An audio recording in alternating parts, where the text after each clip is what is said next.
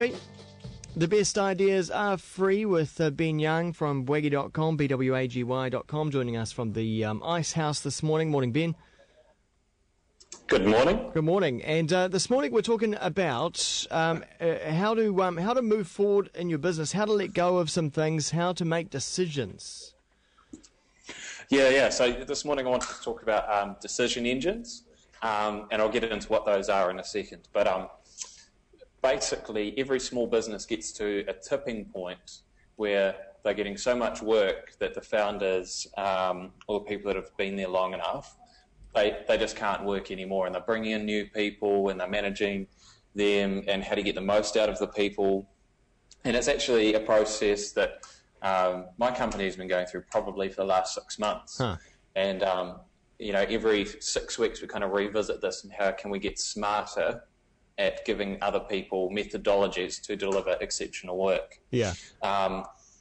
And so basically what happens is that as the business naturally grows, the business is growing because the founders they've met all the clients, they've brought them on board, a new client that comes on board, the expectation is that the directors will look after them and they'll manage the account. But that can only get to a point, where, the boss is working 80 hours a week and pulling his hair out, and basically doing all the work. And you'll hear many stories of employees that have gone into these companies and they're frustrated just because they can't actually get stuck in because the boss is the stopgap for all the work. Everything has to go through the boss. And we actually caught up with another agency a few weeks ago, and the guy had essentially given up because work could only happen when he was in the office. He couldn't take any breaks. Yeah. When he went on holiday, the business stalled. It was just a really, really bad scenario. So what does that come down to? Does it come down to hiring staff that you trust to take over tasks that you had normally done, or is it a mixture of things? So, to be honest, hiring great staff is probably one of the easier ends. That makes sense. As an owner, you want to hire great people and have them work around you. So that's, funnily enough, that doesn't appear to be the stumbling block. In most of my research, most of the business books you read, the stumbling block is more this emotional attachment that they have to the business. What the owner needs to do is sit down and start writing either some operating manuals, or I'm calling them decision engines. Yeah. And basically it puts the logical steps that you take to achieve a solution, like that process from going from A to B. And often you'll hear owners say, "Oh, no one else can do it but me." Yeah. Well, actually, if you give someone a series of steps, and let's say it's 80% right, they might be able to get 50 or 60% of the same result that you have the first time. But after a few times, they'll get better and better at it.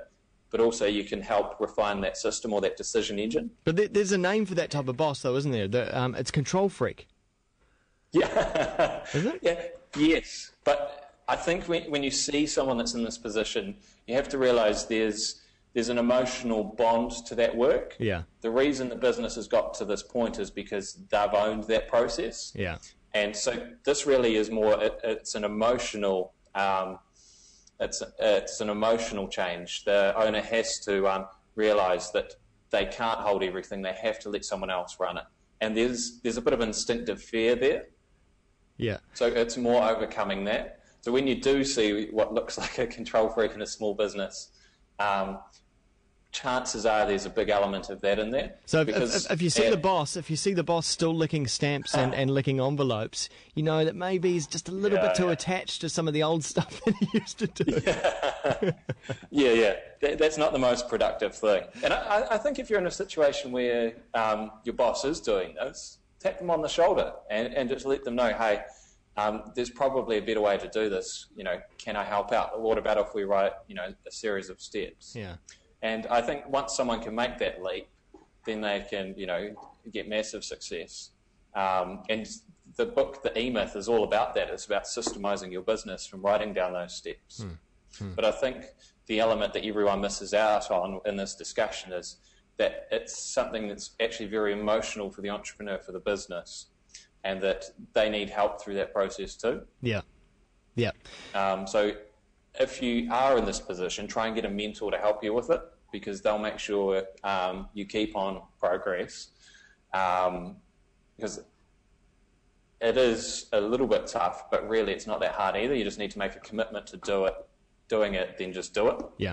Okay. Are you putting yourself out there as a mentor, perhaps, Ben? Well, yeah. If anyone's super stuck, I'm happy to help out. Not that I'm the complete expert. I'm still working through this. Yeah. At Young and Shams, every 4 to 6 weeks, we revisit this and find even more creative ways to make things happen. Cool. All right. Well, you can find out more about Ben and what he's up to at bwaggy.com, bwagy.com, and continue the conversation on Twitter with the same name. And Ben, thanks very much for joining us over there in the Ice House. Cheers. Here's a track.